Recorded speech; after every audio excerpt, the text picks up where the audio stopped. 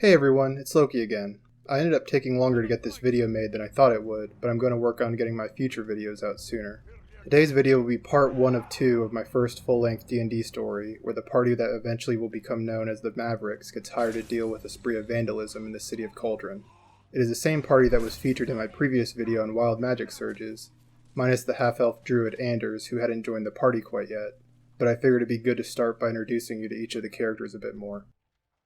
First up is my character Mousier Stormfire, a human wild magic sorcerer driven by his hunger for fame, wealth, and power. His innate magic stemmed from a generational curse that was passed on to Mousier upon his father's death. At first, the curse was just a whisper in Mousier's mind that offered him power. Mousier's father had always refused the offer, choosing to live his life as a humble farmer out in the middle of nowhere. But Mousier had always hated the simple life growing up, so it didn't take long for him to accept the voice's power. Unsurprisingly, the power came with some strings attached. The magical abilities he gained were unstable and prone to erupting in strange and unpredictable ways. On top of that, the voice in his head grew louder than a whisper and gained some control over Mousier, making him feel ill if he didn't use his chaotic magic for more than a couple days. Determined to not die in obscurity like his father, he made his way to Cauldron, a city that had become known as a place where many heroes of the past had first started out. Then we have the human illusion wizard Eldro, a somewhat introverted man with an inquisitive mind and a love for books, especially ones pertaining to the arcane. He was raised by his uncle in Baldur's Gate until he passed away. Having no other family to turn to and not much to his name, he decided to try his luck and leave the city. Unfortunately, it didn't seem like luck was on his side as he eventually ran out of supplies, and his life in the city meant he didn't have much experience hunting or gathering in the wilderness. He was starving and on the verge of death when he happened upon an old man who introduced himself as Valerie. The old hermit offered the ragged and starving Eldro some food and shelter, which he readily accepted. As Eldro stayed with Valerie, he quickly learned that the old man was a wizard who had gone into a self-imposed exile after seeing the harm his magic could do to others one too many times. Despite his misgivings about magic, Valerie could tell Eldro needed all the help he could get if he was going to survive, so Valerie taught Eldro a few basic spells and how to use illusions to avoid conflict. After living and studying with Valerie for 2 years, the old wizard passed away and Eldro was alone once again. However, with the magic he had learned, he was able to fend for himself and he eventually found himself in Cauldron. The third member of our party was Dragon Maldar, a dragonborn paladin who followed the teachings of Torm, a god of duty, loyalty, righteousness, and law. As a baby, he had been left on the steps of a temple of Torm where a priestess, Alexis Maldar, found the infant dragonborn and took him in. The priests and priestesses raised Dragon, schooling him in the teachings of Torm in the process. While his dragonborn ancestry made him somewhat of an oddity among the others in town, his kind and generous personality helped him become well-liked among the townsfolk. When he was old enough, Alexis, who Dragon had started to view as his mother, told him the truth about how he came to the temple, but he didn't see much sense in worrying about the family he never knew when he had a family he already loved in the members of the temple. However, he eventually started to feel the urge to head out and see the rest of the world while spreading the word of Torm, so Alexis suggested he start at Cauldron, where an old friend of hers, Genya Eurakis, was the head of a temple of Helm. Lastly, there is Very Zil Alkamar, a halfling monk with a few roguish skills he picked up, who was born in the country of Zakara, a desert land far south of Faerun. His parents had been slaves to an Afridi Zakaran noble, and Very inherited his parents' life of servitude when he was born. Oh, and for those of you who are unaware, the Afridi are a type of genie which are creatures born from the fusing of sentient souls from the material plane with the energy of one of the elemental planes, in this case the plane of fire. Now back to Very, who had learned how to fight with his fists and feet at a young age, as his Afridi master had often made the child slaves fight each other for the amusement of his guests. Despite his tough life, Very learned to find inner peace by accepting the harshness of the world around him and instead choosing to focus on the goal of bettering himself. He was also a rather inquisitive child and always felt a sense of wanderlust growing up, so once his parents were able to free themselves in Very, he was finally able to see the rest of the world. So after a few years of helping his parents set up a small farm of their own, he decided it was time to leave, so he started walking. And just kept walking. Eventually, he managed to walk all the way to Faerun, and in turn Cauldron, having recorded all the fascinating things he had seen on the way. Now that I've introduced you to the party, let's get on with the story. It was rather early on in their careers as adventurers, not long after they had first met in a back alley in Cauldron, and before they really started to make a name for themselves.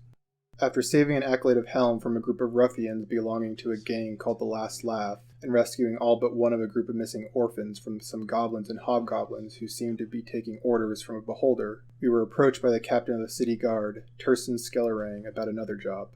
Apparently even more goblins had been using the lava caves underneath the city of Cauldron. Oh yeah, I should probably mention that the entire city had been built inside a volcanic crater. Not exactly the best place for a city in my opinion, but I digress. Where was I? Oh right. The goblins had been using the cave network underneath the city to break in at night, and were leaving a bunch of graffiti on various buildings. According to Turson, the incidents didn't seem to follow any pattern, and the graffiti had appeared in different parts of the city each night. Since we were in need of a new job, we agreed to look into the goblin vandals for the guard captain. Since we took the job in the morning, and the acts of vandalism were happening at night, we decided to go check out the graffiti and see if we can find anything the guards missed. Turson had told us where they had found the most recent graffiti, so it didn't take long for us to find some of the crudely scrawled notes on various buildings throughout the city. The graffiti was written in a foreign language, but luckily Eldro knew the spell comprehend languages, so he was able to translate them.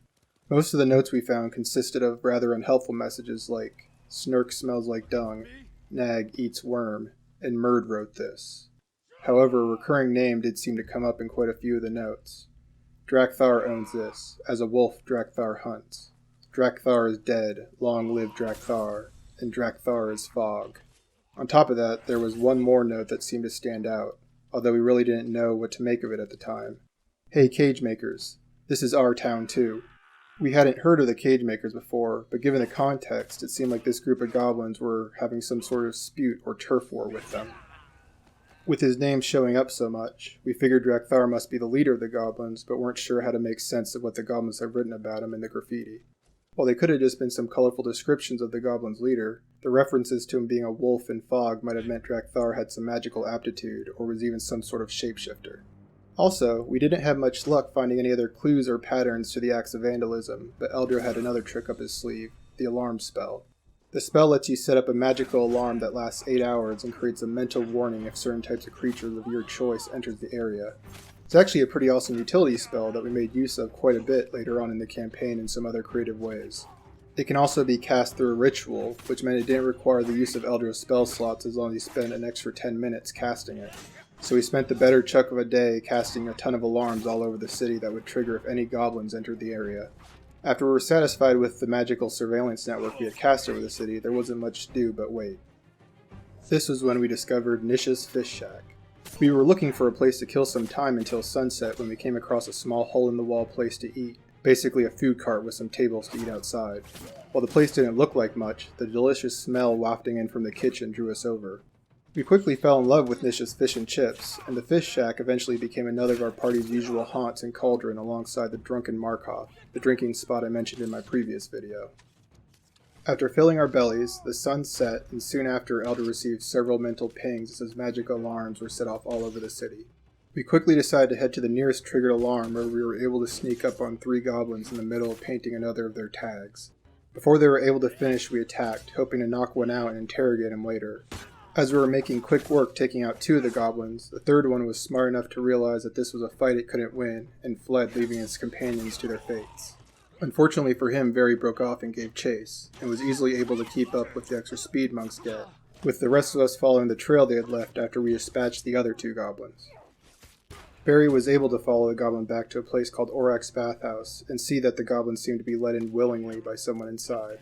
After the rest of us caught up and Barry filled us in, he walked up to the door and knocked.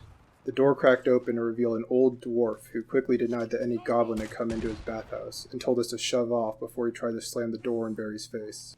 Barry, always being quick on his feet, shoved one of said feet into the door to keep it open and told the dwarf, "Look, I saw someone let that goblin in, so get out of our way before I break your kneecaps."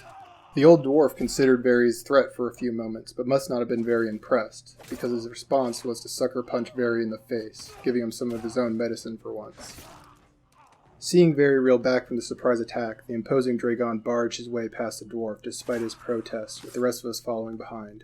We readied ourselves as it looked like the dwarf was going to put up a fight, but Eldro was able to notice some telltale signs that some sort of magic was messing with the dwarf's mind, and it let the rest of us know. It still ended up in a fight, but with 4 of us and only 1 of him, we were easily able to knock him out and tie him up in a room in the back. With no sign of the goblin, we looked around the bathhouse, which led us to the basement, where we found a tunnel carved into the volcanic stone that led deeper underground. Seeing nowhere else the goblin could have gone, we started to make our way into the darkness. Well, this is going to be where I stop for now. The next video will be the conclusion of this little adventure, where the party will confront Drakthar and be joined by the half-elf druid Anders. I'm definitely going to try to get the next video out quicker than this video took, but in the meantime I hope you enjoyed the video and I appreciate any feedback. See you next time.